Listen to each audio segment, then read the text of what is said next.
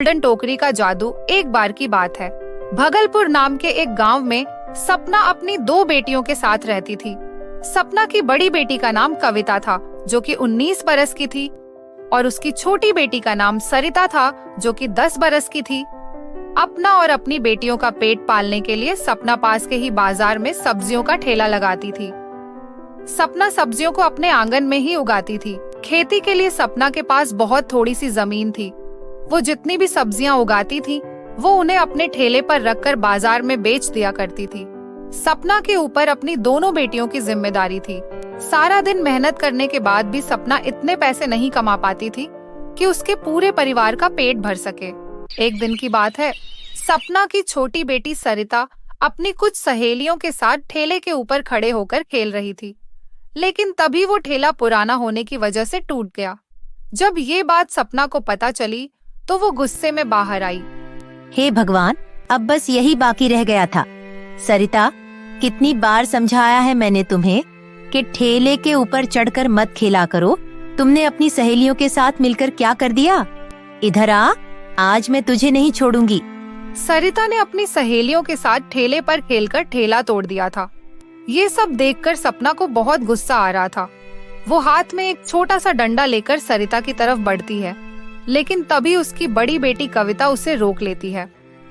माँ, क्या कर रहे हो आप? छोटी बच्ची है वो। देख तो जरा इसने क्या किया है। अब तू ही बता, कैसे लेकर जाऊंगी मैं सब्जियों को बाजार में और किस पर रख कर बेचूंगी? सरिता, तुमने सच में बहुत बड़ी गलती की है। चलो माँ से माफी मांगो।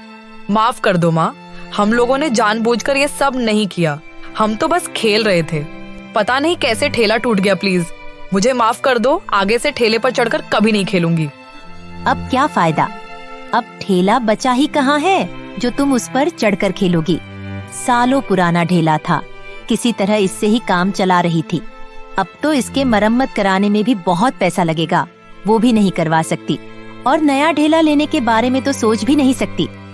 इतने पैसे कहाँ हैं हमारे पास?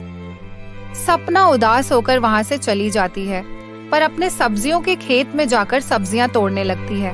तभी कविता अपनी माँ के लिए एक प्लेट में खाना लेकर वहाँ आती है और बोलती है, सुनो माँ, उदास मत हो। ऊपर वाला जब मुसीबत देता है तो उसका हल भी वही निकालता है। कुछ ना कुछ समाधान निकल जाएगा। अब आप चिंता छोड़ो और ये खाना खा लो। यही रख दे, खा लूंगी थोड़ी देर में। कविता खाना वहीं रखकर घर के अंदर चली जाती है।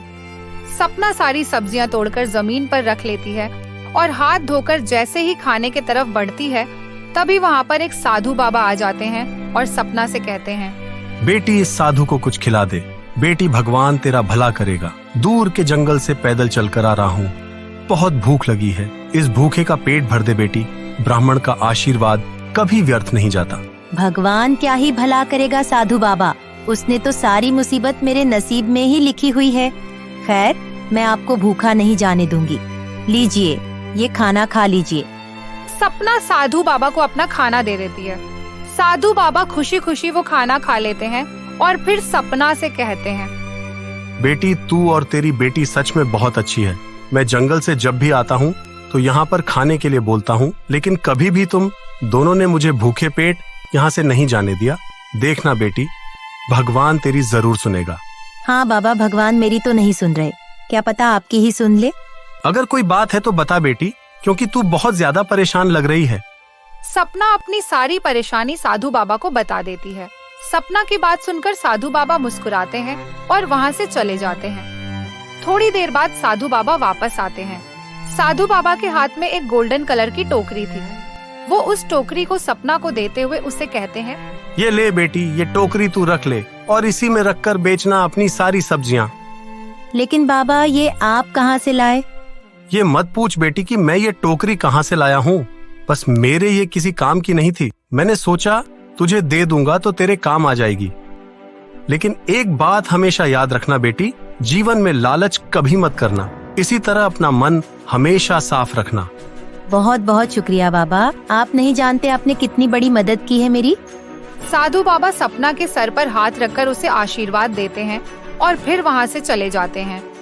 सपना अपनी सारी सब्जियों को उस गोल्डन टोकरी में रख लेती है और फिर उस टोकरी को अपने सर पर रखकर उसे बाजार ले जाती है। उस दिन सपना की सारी सब्जियां बहुत ही तेजी से बिक रही थी। उसे हर तरफ से ग्राहकों ने घेर रखा था। लेकिन हैरानी की बात तो ये थी कि सारा दिन ढेर सारी सब्जियां बेचने के बावजूद शाम को भी सपना की गोल्डन टोकरी सब्जियों से भरी हुई थी।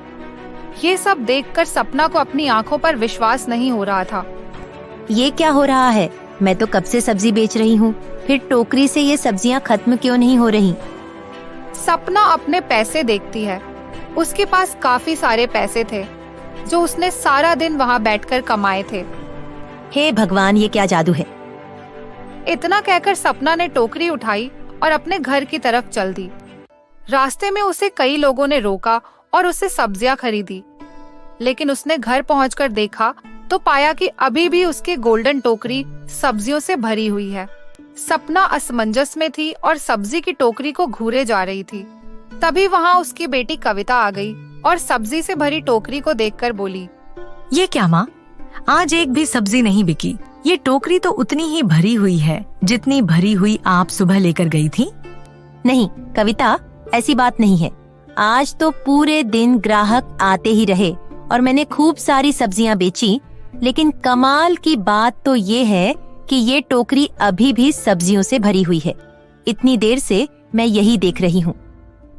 क्या ये आप कैसी बात कर रही हो माँ? ऐसा भला कैसे हो सकता है? आपकी तबीयत तो ठीक है ना? हाँ कविता, मैं सच कह रही हूँ। यकीन नहीं होता तो ये पैसे देखो। ये सारे पैसे मैंने सब्जियां बेचकर ही कमाए हैं। सपना सारे पैसे कविता को दिखाती है। तब जाकर कविता को सपना की बात पर भरोसा होता है। वो अपनी माँ से कहती है, देखा ना माँ आपने, मैं कहती थी भगवान हमारी मदद जरूर करेंगे।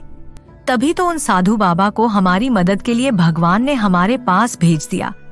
मुझे तो पूरा विश्वास है कि वह टोकरी कोई साधारण टोकरी नहीं बल्कि जादुई गोल्डन टोकरी है। हाँ कविता, तुम बिल्कुल सही कह रही हो। मुझे भी ऐसा ही लगता है। लेकिन चल एक बार इस टोकरी को खाली करने की कोशिश करते हैं। सपना और कविता दोनों मिलकर उस जादुई गोल्डन टोकरी में से एक एक करके सब्जियां निकालने लगते हैं। लेकिन उन्होंने महसूस किया कि जैसे ही वह एक सब्जी टोकरी से बाहर निकालते थे, उसकी जगह पर वही सब्जी दोबारा वहां खुद ब खुद आ जाती है। वो दोनों माँ बेटी टोकरी में से सब्जी निकालती रही और टोकरी में सब्जियां अपने आप बढ़ती रही। इसी तरह कई घंटे बीत गए और सपना के घर में हर तरफ सब्जियों का ढेर लग गया। वाह कविता, अपनी तो किस्मत ही खुल गई। ये गोल्डन टोकरी तो सच में जादुई है। सही कह रही हो माँ आप। अब तो ठेला क्या है, हम जो चाहे वो खरीद सकते हैं। सपना के पास अभी बेचने के लिए बहुत सारी सब्जियां थी। सपना सब्जी के बड़े व्यापारियों को घर बुलाकर अपने घर की सारी सब्जियां उन्हें बेच देती है। वे लोग खुद ही सपना के घर से सारी सब्जियां उठाकर ले जाते हैं। इस तरह सपना और उसकी दोनों बेटियों की सारी मुसीबतें जादुई गोल्डन टोकरी ने एक ही पल में हल कर दी थी। सपना और कविता मिलकर रोजाना जादुई गोल्डन टोकरी से बहुत सारी सब्जियां निकालती है और फिर उन्हें बेच देती है। इस तरह कुछ ही दिनों में सपना बहुत अमीर हो गई। अब सपना ने खुद सब्जियां उगाना छोड़ दिया और अपने परिवार के साथ एक बड़े से घर में रहने लगी। एक दिन की बात है, सपना अपनी बेटी कविता से कहती है, बेटी मैं एक बात सोच रही थी। हाँ बोलो ना माँ। कविता, अगर इस जादुई गोल्डन टोकरी में सब्जी कभी खत्म नहीं होती है तो फिर इसका सामान भी तो कभी खत्म नहीं होता होगा। मैं समझी नहीं माँ, आप क्या कहना चाहती हो? कविता, अगर हम इस टोकरी में धन दौलत रखेंगे तो वो भी तो कभी खत्म नहीं होगा ना। हाँ माँ, कह तो आप बिल्कुल सही रही हो। चलो ट्राई करके देखते हैं। ऐसा कहकर कविता अपनी अलमारी से एक हार लेकर आती है और उस सोने के हार को सब्जियों से भरी हुई जादुई गोल्डन टोकरी में डाल देती है। थोड़ी देर बाद जब दोनों माँ बेटी जादुई गोल्डन टोकरी के पास गई, तभी वो दोनों टोकरी को देखकर चौंक गईं। अरे अरे, ये क्या हुआ? देखो माँ, क्या हो गया? सपना टोकरी की तरफ देखती है तो वो देखती है कि टोकरी पूरी तरह से खाली थी। ना तो टोकरी में सब्जियां थी और ना ही वो हार जो कविता ने उस टोकरी में डाला था। सपना और कविता को कुछ समझ नहीं आ रहा था। उन्होंने पास में ही रखा एक आलू उस टोकरी में डाल दिया। आलू टोकरी में जाते ही अचानक कहीं गायब हो गया। सपना ने ये सब देखकर अपना सर पकड़ लिया। उसको अचानक से साधु बाबा की कही आखिरी बात याद आने लगी। एक बात हमेशा याद रखना बेटी, जीवन में कभी लालच मत करना। सपना समझ गई थी कि उसे उसके लालच की सजा मिली है।